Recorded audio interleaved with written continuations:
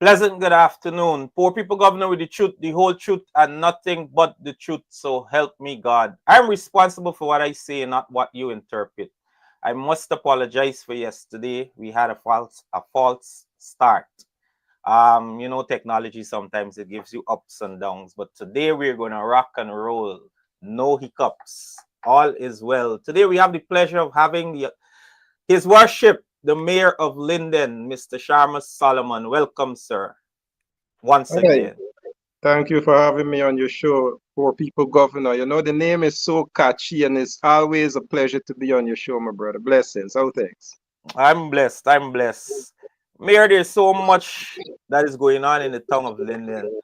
For some reason, persons believe that I'm a Lindener, and I take that with great pleasure. I'm not a Lindener, but I have Linden at my heart. It's a tongue that I really love. I visit every time I'm in Guyana, and it's a tongue that I really love. Having said that, I want to ask you for your comment on the, as I would say, the abuse out and the cuss out that took place yesterday at 5:30.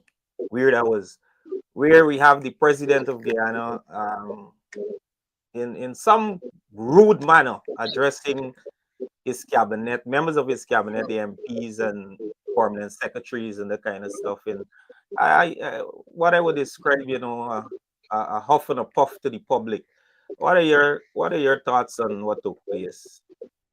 Hi again, once again, thanks for having me on the show. And I too thought you were a Lindener. You know, you only corrected this point just now. I saw the last name. I think it's Allen, it's your last name. Correct. And I always related you to some of the Allens in Linden. But nevertheless, as mayor, you're welcome and you'll be given that keys once you do come back to Linden, my brother. All right. Thank you, sir. This is a very good start of this conversation, and it's very important. I had the opportunity this morning to do a little lengthy conversation on this matter, and I addressed it from a principally academic standpoint. Because you see, when you use any other approach, in my opinion, it becomes easy for persons to distort exactly what is really happening with reference to the management of our resources and more so the general management of Guyana. And when you look at the president's performance at 5:30 yesterday morning, I think it's really a self-reflection of not only those PS and those individuals, but really of himself and government. And that frustration is really directed to himself and government. And it's inescapable. And it is on those three academic principles, I believe, persons can measure that such a behavior unbecoming of the president to be berating persons who he and his government solely put in charge of managing the affairs that they are now frustrated over, that they are the ones that must be held responsible. It is this president that chose to put almost $700 billion of the budget into the public infrastructural funds under an infrastructural minister. You know, people think you always have to get the degree qualification, but not necessarily degree qualification, but only experience would have said that you're putting a minister that have absolutely no idea of what he's doing within public infrastructure, much less such amount of monies to manage. So what do you reference the behavior of the president to academically? That in management, the first theory of management, in supervisory management, is that you can delegate authority, which you've given to ministerial, you've given to all those officials, but you cannot delegate responsibility. The responsibility is with the president. It is with his government. More so when the president was warned by our international partners in 2022, that embarking on these massive projects is going to leave us exposed to the extent that they're going to be incomplete, they're going to overrun their term, and it's going to cost the country almost 60% more than these projects officially were. That's on file, that's in record. Now, outside of that advice, locally, persons like myself, and I'm sure people like you would have said, you cannot give contracts to family, friends, and favorites. It's not going to work. No one listened to both of those advice given. Now we are where we are, and you see the president demonstrating frustration. Now, how do you then, after delegating the authority to an incompetent minister, to family, friends, and favorite to overlook these works, exclude yourself from the responsibility which basic supervisory management says you cannot?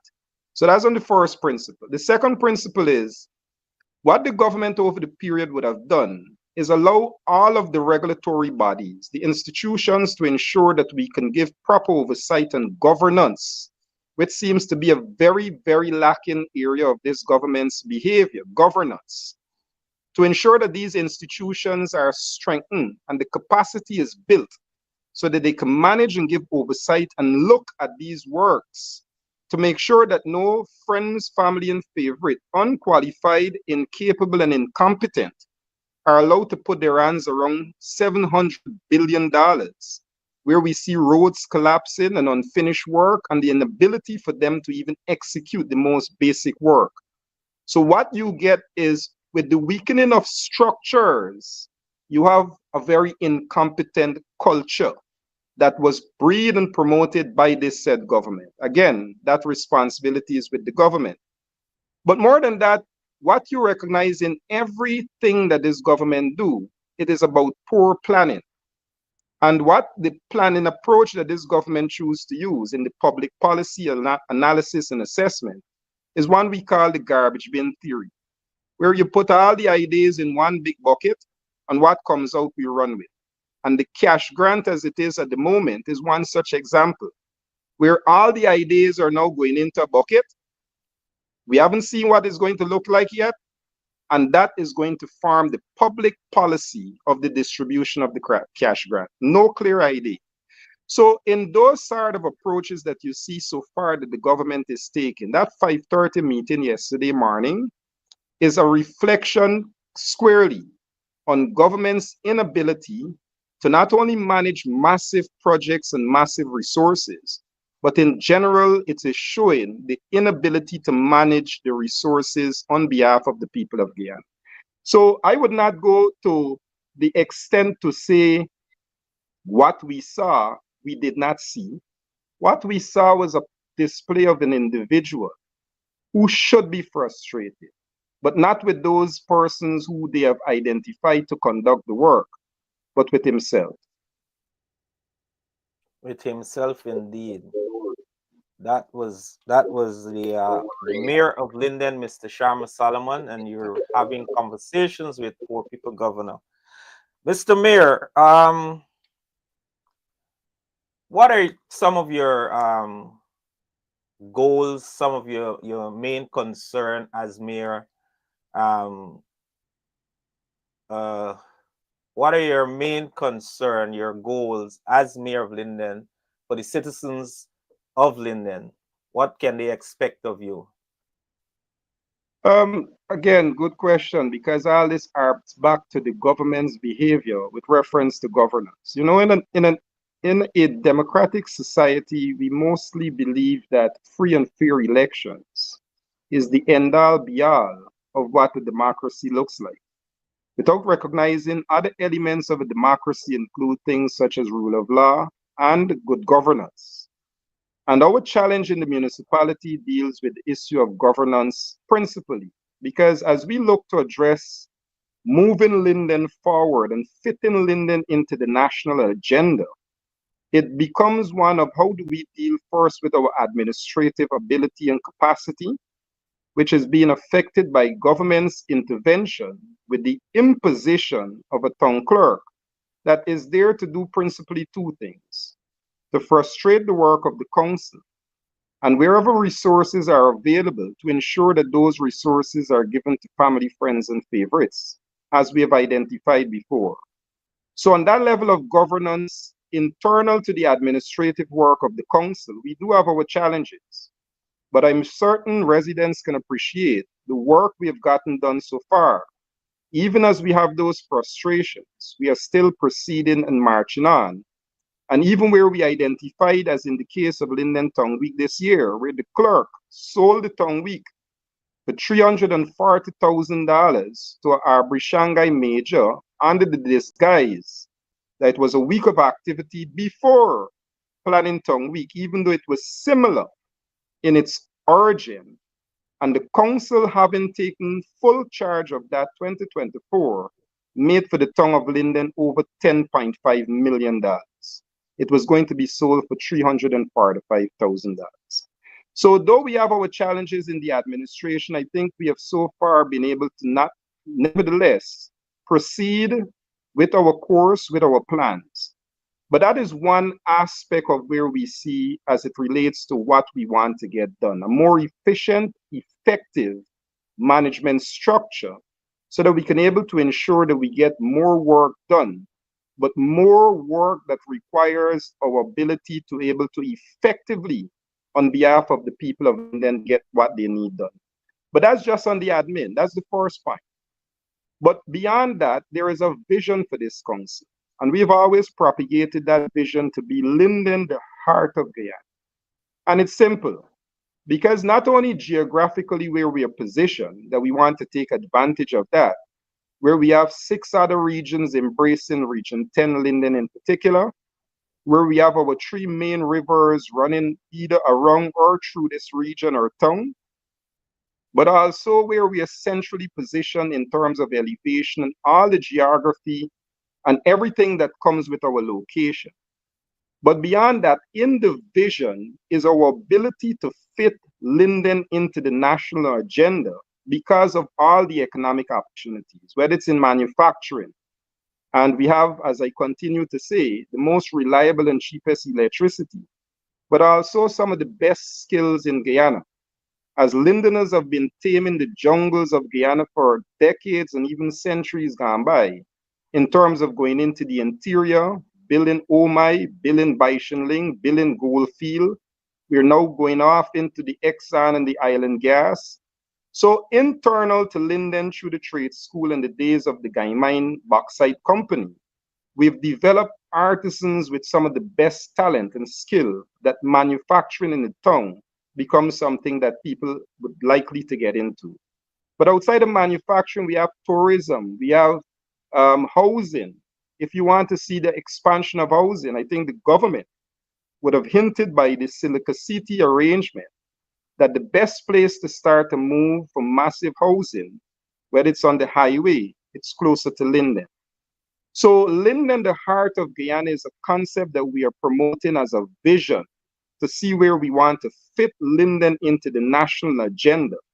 And what we have would be events such as the Linden Tongue Week, where we use as a vehicle to move that agenda when we invite thousands, tens of thousands of people into the town and put on display all of the abilities and opportunities that this town has to offer. Example, in the hospitality and tourism sector, Linden was rated over the past 2 years tourism destination, the best place to visit in Guyana. Not by our own standard, but by the ministry and the tourism and hospitality standards.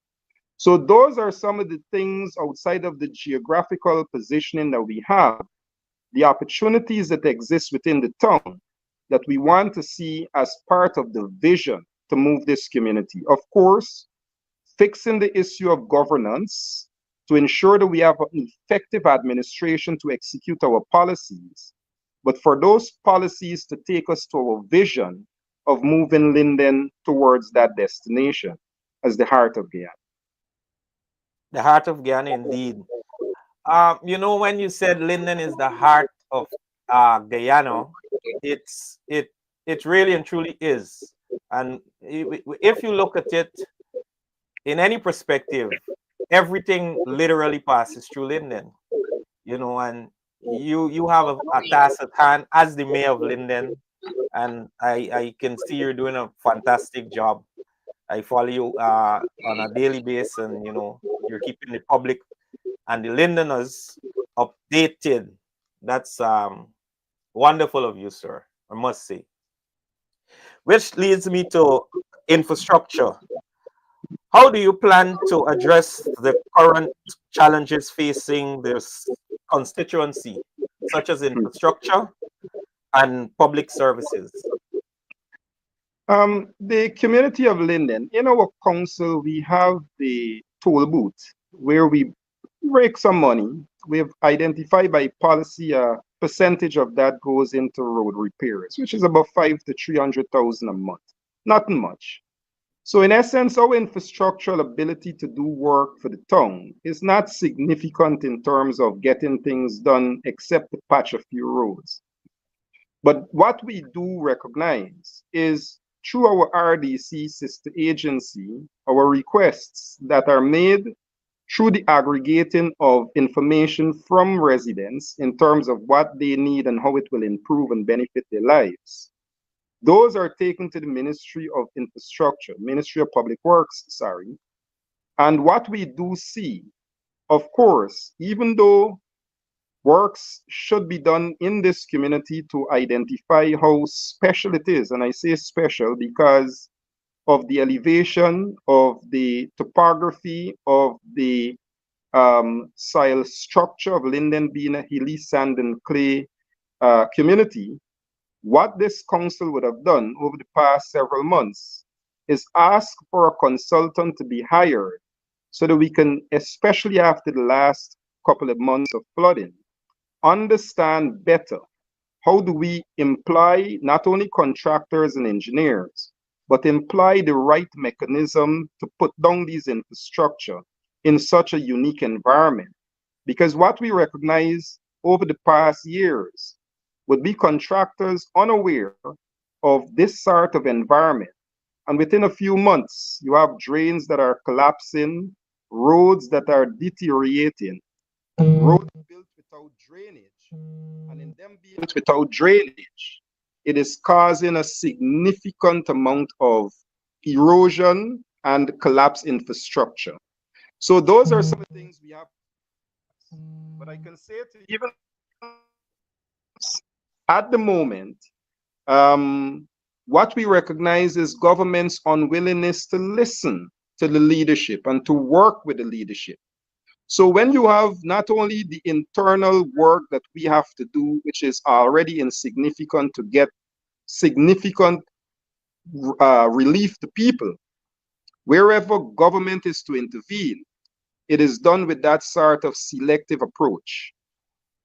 Those are the Ministry of Public Works support that should be given. But let me get to the massive infrastructure projects in terms of the Linden-Soesdijk Highway that is to be completed or to be rebuilt. Let me get to the Wisma to Mackenzie Bridge that is being looked at and to be built. And let me also get from the Linden to Mabura or the Linden to Lethem Road that is being built. Those are massive pieces of infrastructural works that are taking place in the town. But that road from Linden to Lethem, it was this government who did not want that road to be constructed.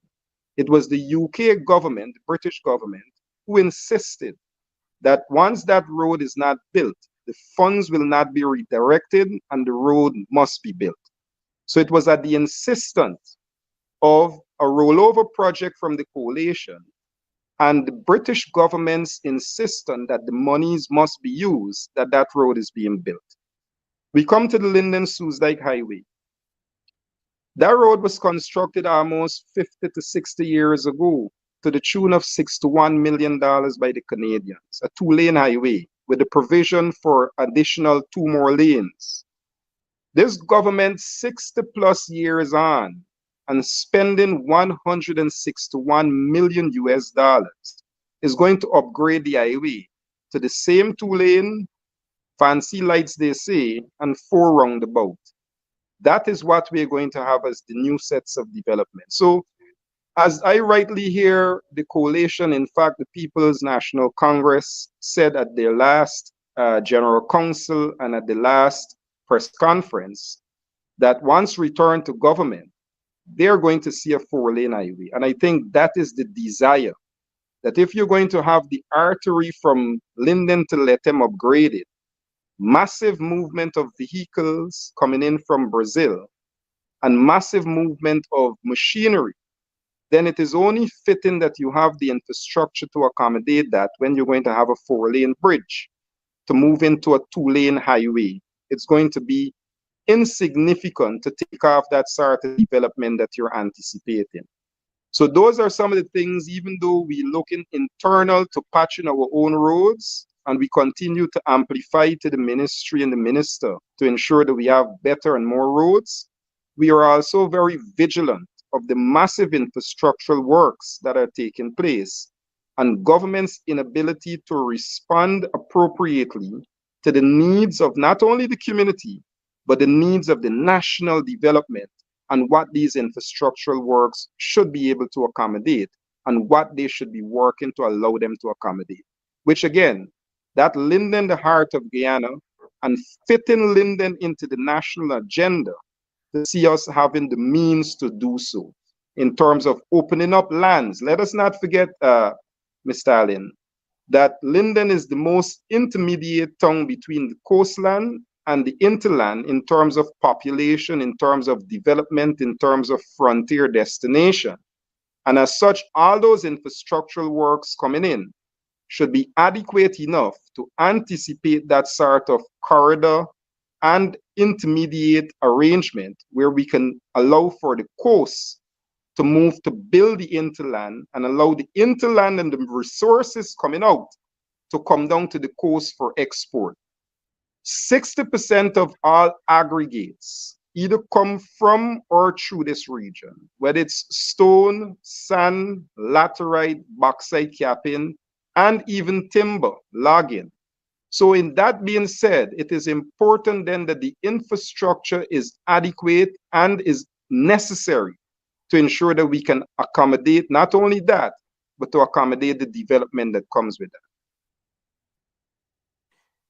Indeed, the development that comes with that. I want to take you to job creation and development in Linden, locally. What are your take on the job creation and the development in Linden? The Linden for the past 3 decades. I remember saying this a couple of days ago. I don't know where other community, coming out of the bauxite era. And this is why we are so determined to have the new approach without a disrespect to the generation, but to play, to accept, and to welcome the bauxite generation.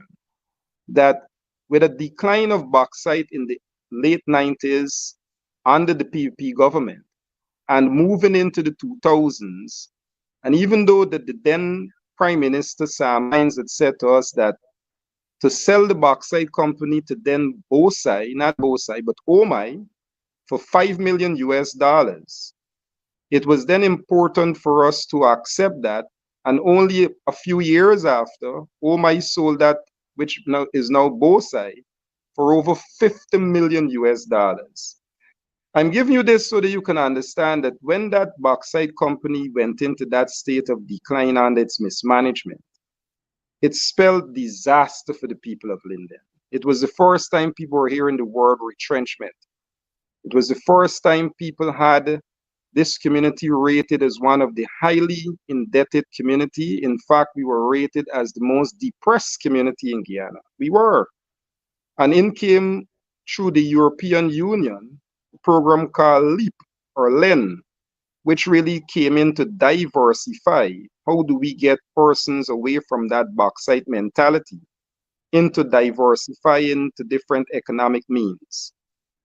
From then to now, this community have not properly crafted outside of the bauxite era, and I think this is where Linden, the heart of Guyana, intends to do, to play on those other elements that I spoke about outside of bauxite. Where do we see manufacturing? Where do we see tourism? Where do we see things such as hospitality? And also, where do we see many other things, natural resources of aggregates? Now that we have so many aggregates moving through the tongue, where do we see downstream products and production in terms of clay brick, moving from clay to clay brick? Those are now things we believe will provide areas for growth and development for job creation. But for this to be done, Mr. Ali, we need government's involvement and we need government's input. And I've always said to people, As a municipality, we are taking three approaches to this. That government must play its part. In line with Constitution of Article 13, the government must be involved and people must be a part of the decision-making process. But where government is unwilling to get involved, the municipality will play its part. And again, notwithstanding the challenges of governance and whatever little resources we have, the municipality will do what it must do. But I think as you ask about this type of job creation and ensuring that we have people be put to work, it is here where Londoners have always demonstrated that sort of industrious behavior and attitude.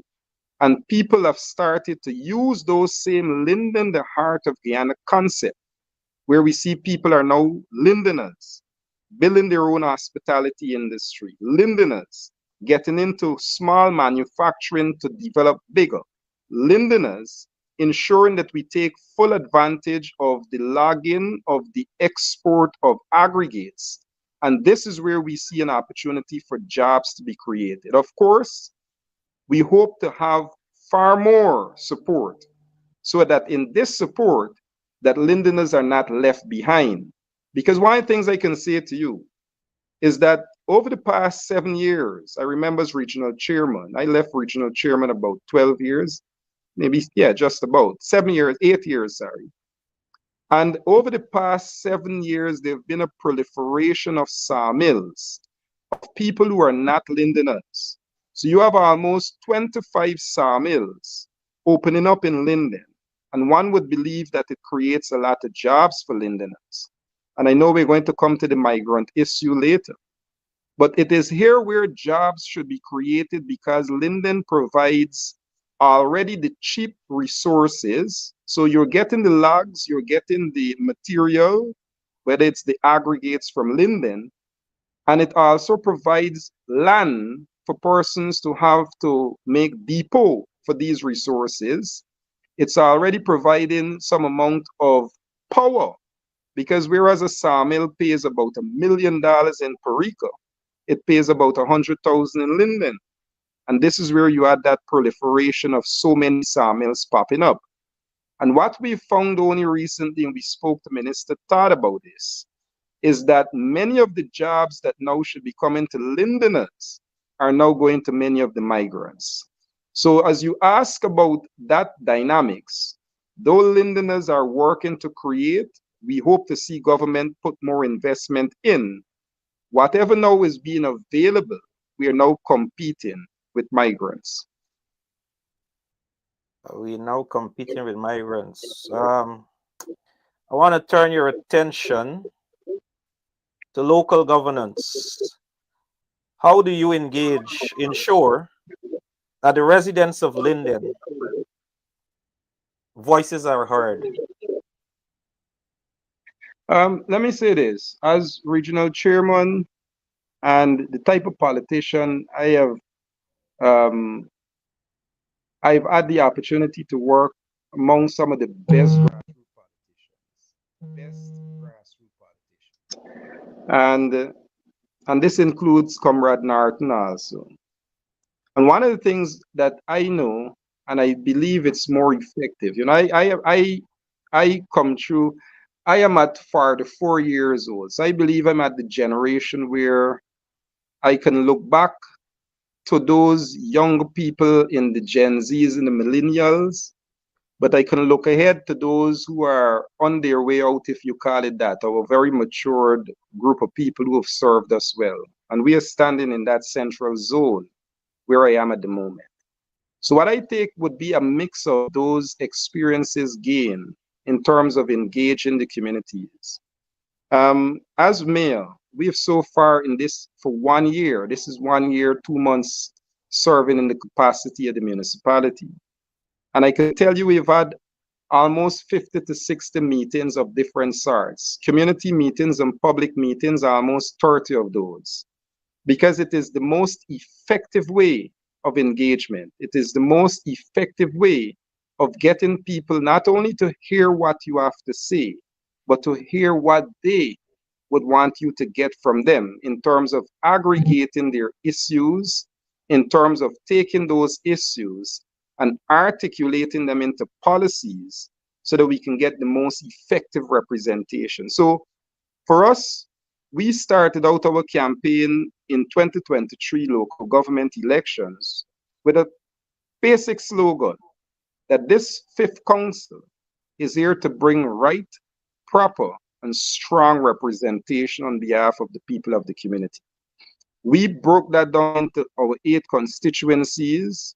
We've taken our message very aggressively, but we've also had good support from the public to relate to that exact message, where people not only wait to see their councillors, but with the sort of open door policy and with the sort of very liberal approach to engagement and being able to ground very deeply with our community and residents, that people come to councillors, people come to the mayor, without any hesitation, because they know that that very basic slogan of right, proper, and strong representation will be given.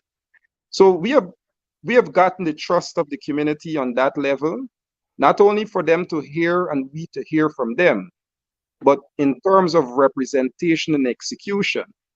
So I remember when we had the imposition of the clerk, this council took to protest action in front of the local government commission. And I think today we are vindicated because of our strident approach to show, and where Linden is now recognizing how detrimental such an imposition has now become to the community, that it is that sort of vocal, that sort of strident representation and resistance that have now made people to become well aware, not only of what is happening, but if actions are not taken, how much it will affect and continue to affect the people in this community. So we're out there and we've broken our representation down again into 3 parts. We are not saying government is not here to work. We are saying government must work in line with Constitution. We are saying that $18 million subvention from government, along with a council that is starved of resources, where policies need to be adopted, this council, very professional as we are, will ensure those policies are there to work for them. But as I said earlier, in our right, proper, strong representation, it now becomes how well are we able to work with our citizens? How well are we able to go into communities? This is a town built on self-help. And people might say, gone are the days of self-help. No, we don't believe it's going anywhere because it served this community well.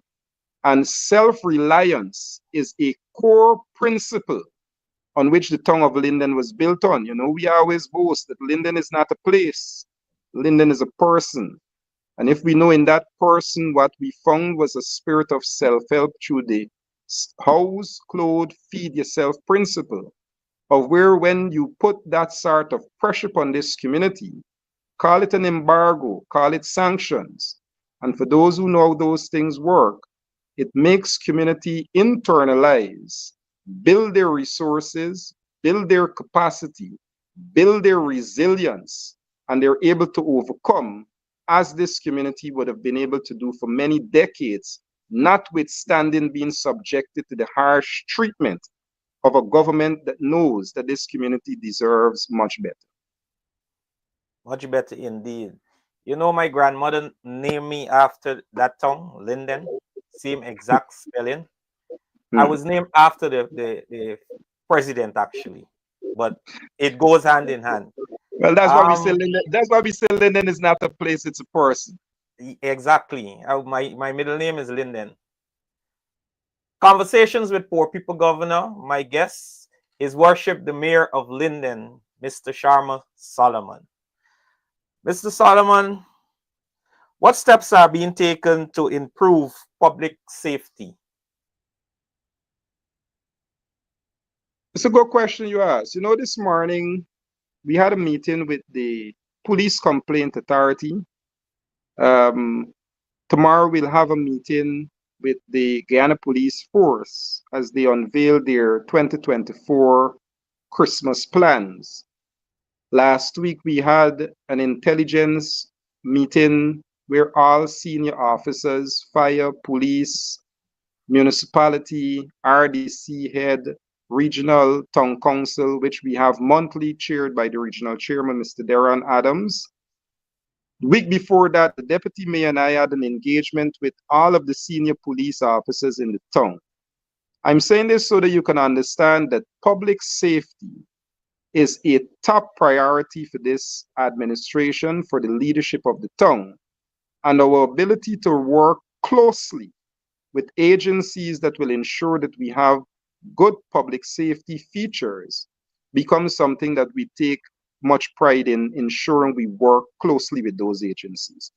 Not only the issue of public safety, because public safety is beyond public security. Public safety also goes to the safety of the water that we have and ensuring that persons have clean, drinking, portable water. Public safety becomes the issue of our ability to have clean environment and waste management and clean spaces. Public safety becomes how do we ensure our elderly and those less fortunate feel safe and secure in their homes, our women, our children. So beyond that, our relationship in line with public safety also goes hand in hand with public health.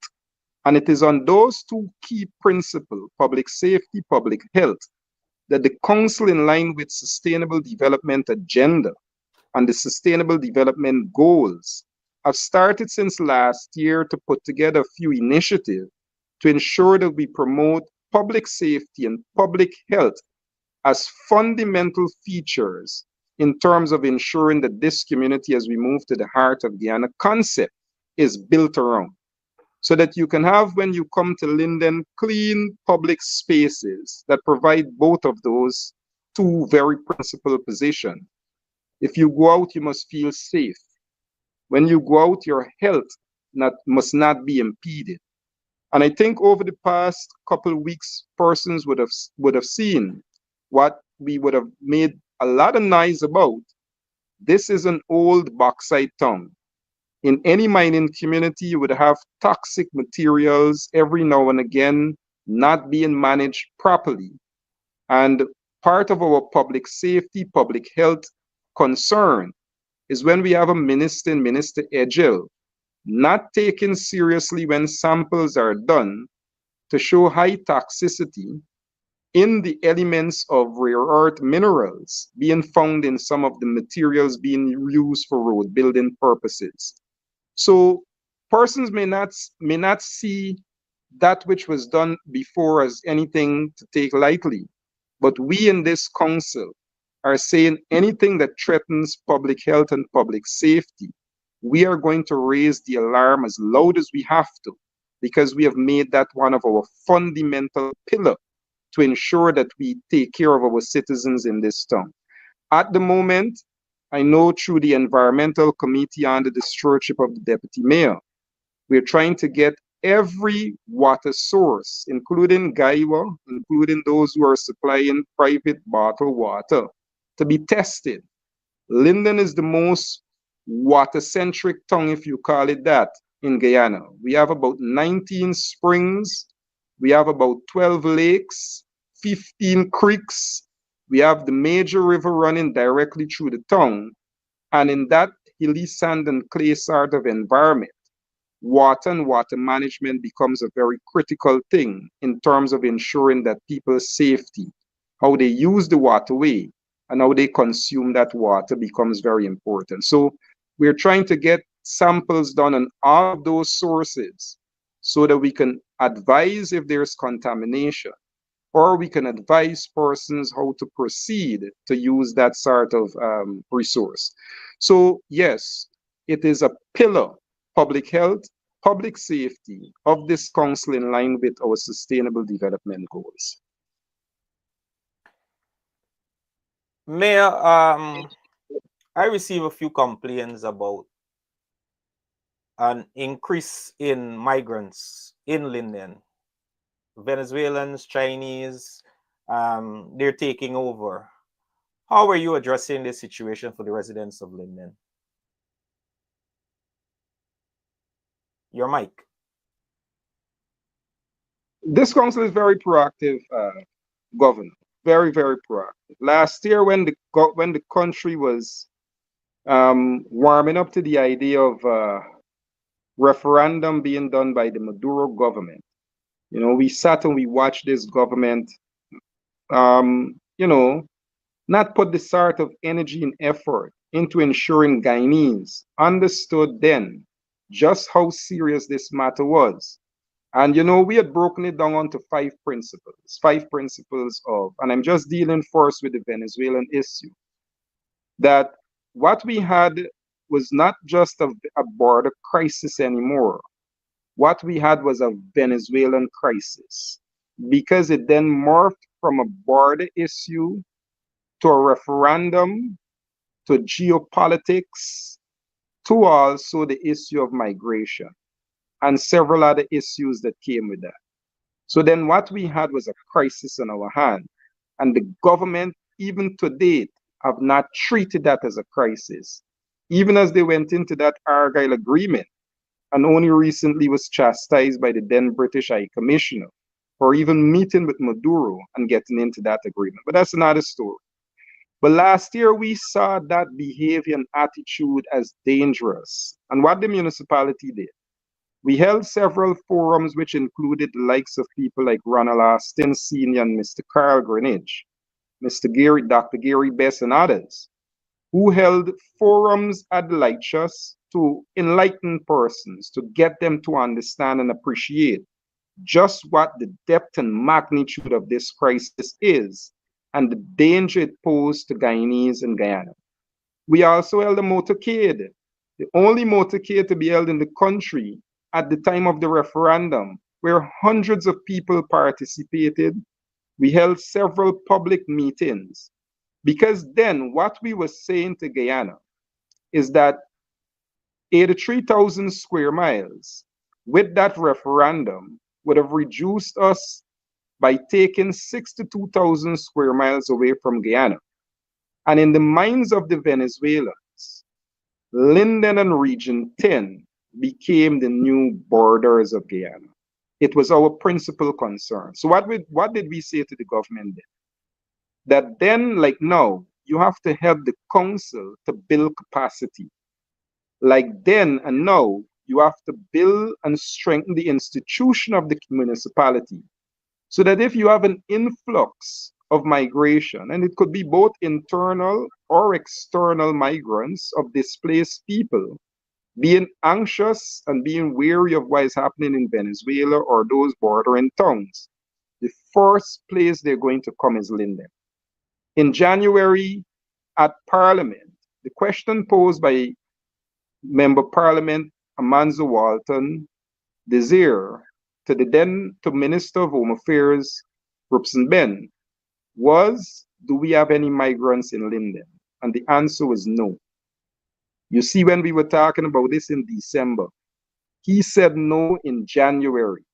We had already known migrant communities across Linden that not only accommodated migrants, but had migrants working very organized and into the system already. It was Minister Todd who, when asked the question, said that there is no migrant issue in Guyana, in Region 10. A couple of weeks ago, a Stabroek News reporter uncovered, this is again not the council now, that we do have a migrant issue in Linden.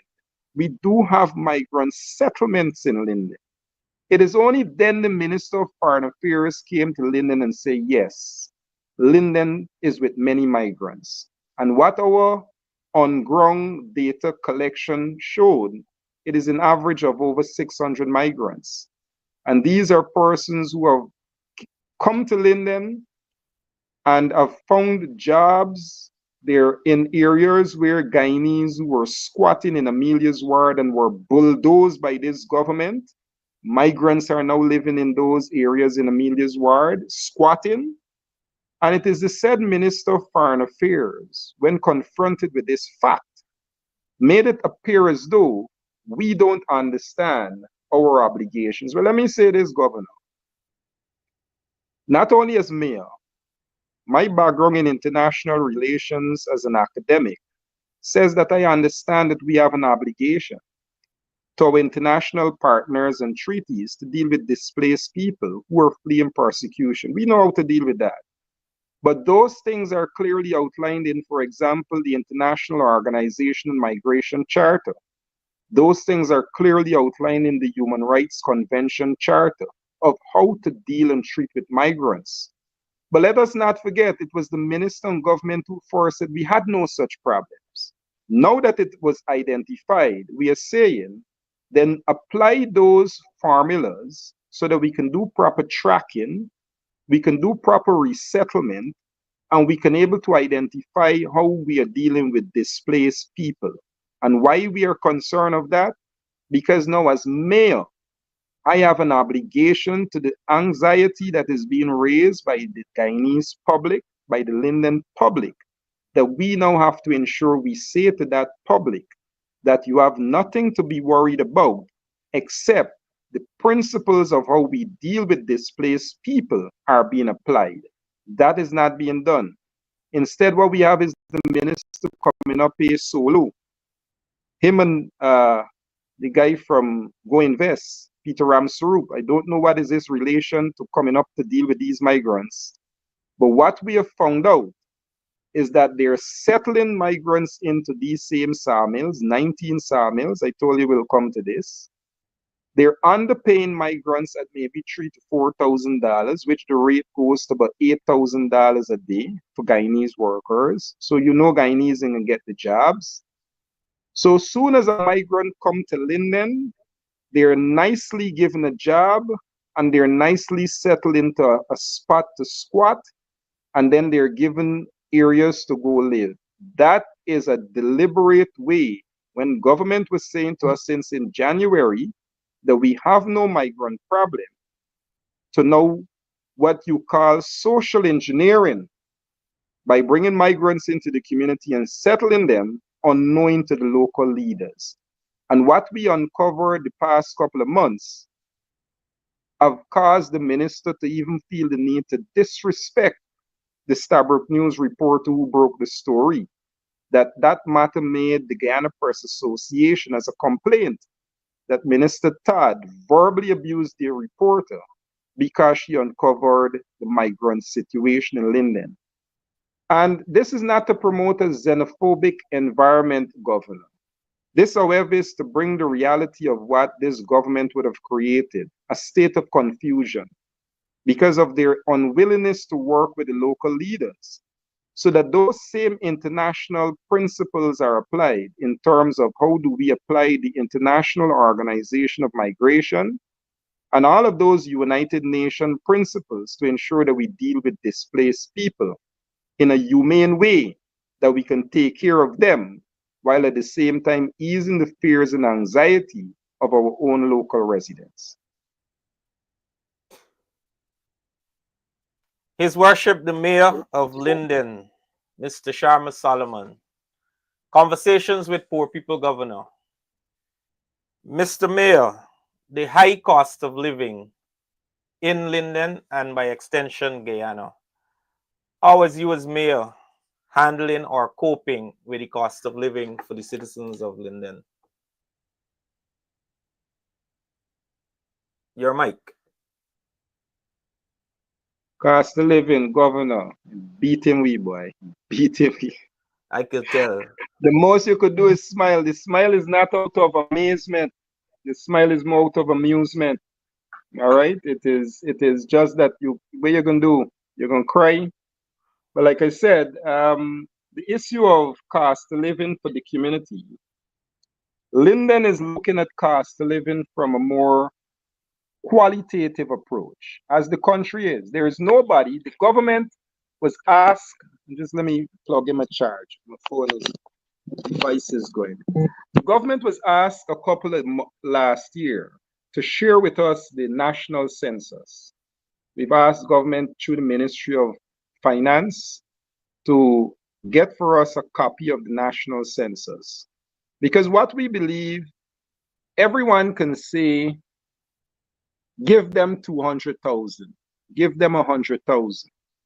But does that adequately address in the household the issues affecting the household? That the household can buy the basic 5 items to fill a basket. Maybe the rice, the sugar, the flour, the oil, and whatever peas you may need. And what you find is that many households cannot even afford the basic items to go in that basket, which means cost of living is very outside of people's reach and their ability to deal with that. But how do you get to the measurables? All that is just gap. What I just said to you is just a qualitative gap. Not poor people. What is not poor people? A number is what gives you the amount. Where is what we asked for in the census? Since 2012, the government released the preliminary version of the census and have not given us the full thing. 10 years on, 2022, a new census is done, and 2012 complete census is not released, and the partial census for 2022 have not been released. So then how do you get from 200,000 a household to 100,000 any person over 18 that live anywhere in the world that call themselves Guyanese? So we know, number one, the government is not seriously addressing the issue of cost of living. Because if they were, then they would have truly understood that in Guyana, there's a more political gimmick that the woman that lives in Bamia and are already paying $12,000 to send her children to school because the Bamia primary school is not finished, that 100,000 is grossly inadequate for her up front. She's done taking more than 10% out of that just for the transportation, that this government would have reduced our quality of life to be able to deal with. So the council of this fifth council not having that census is in line with some partners, and I'll name some of those partners: religious, business, and academic. And we're looking to have a bilateral partner to come on board so that it verifies the data that we're collecting, that we're going to run our own data collection, and we're going to run our own household survey. As we would advise every community should do this. Go into your communities, run your own data assessment, acquire your own data that is going to be done with the sort of proof of tangibleness, and run your own analysis. Because I can say this to you, what affects Linden in terms of cost of living is not the same measurement to be used in New Amsterdam, Bartica, Georgetown. What is affecting the people on the West Coast and in Cornelia, Ida, and in Tushen is not the same measurement that would be used in Plaisance, is not the same measurement that will be used in Victoria.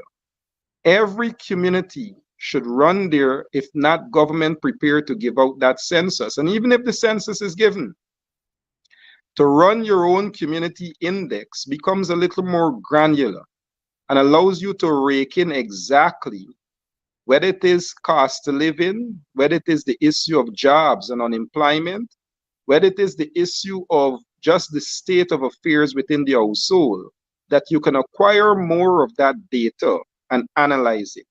So that is the approach that this town council is taking.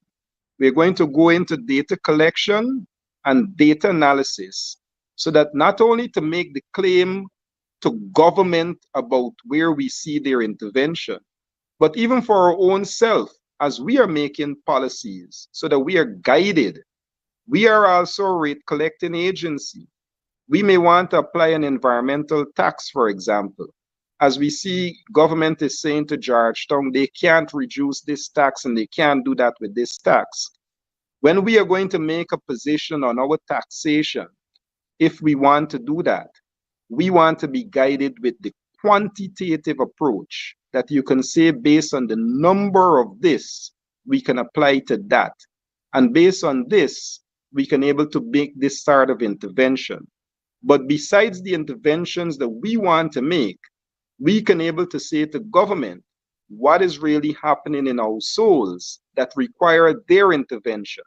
So that one day you don't have government saying 200 for you, 100 for you, And we might as well do like in Coming to America, Governor. Why we don't make it a cool mill, you know? Because we already got not we measuring this thing on. We just call in numbers. All right. And we might as well just do that. So to avoid something like that, you have to get the data to guide you to justify your approach. And that is what this council is working on. The leader of the opposition say we're taking, in no uncertain terms, we're taking government. And I strongly believe that we have to take government in order to rectify the wrongs of the PPP administration. His Worship, the Mayor of Linden, Mr. Sharma Solomon. That was our guest, and here's where we bring the curtains down, and I'm asking him to give his last words. Let the people know what is taking place in Linden. Mr. Sharma Solomon, over to you. Your mic. Again, thanks for having me on the show, and it's always a pleasure to have the opportunity to relate. I think for those who know Linden, we are the only tongue in this country with such a retarded policy of one TV station. So I can be speaking now, and tonight somebody can go and cuss me out to the public on the TV station, the radio station, and I can't rebut. That is the sort of oppressive environment that we're in, that it violates our constitutional right, that to have persons impeding access to information is a breach of our constitutional right. And this is the only tongue that we have that. So I'm very grateful and thankful for the opportunity for you to give us this forum to express our views, but for Guyana to know that this is where Linden still remains. I remember we had this engagement with one of our bilateral partners, international partners, and they could not believe that there was such open marginalization and discrimination so ripe and evident in this town. But like we said before, where government is unwilling to play its part, even though it must in line with Constitution as Article 13 outlines, and where the council is unable and incapable based on limited resources, Linden, the heart of Guyana, Linden, not a place but a person, have always demonstrated its resilience, will continue to do so. I was fortunate to be part of tasting that sort of resilience and resistance. I was there to see people. Unfortunately, persons lost their lives. Our brothers Alan, Ron, and Shemrai. But I tell you this, Governor, it has taken nothing away from the fighting spirit of the people of this town.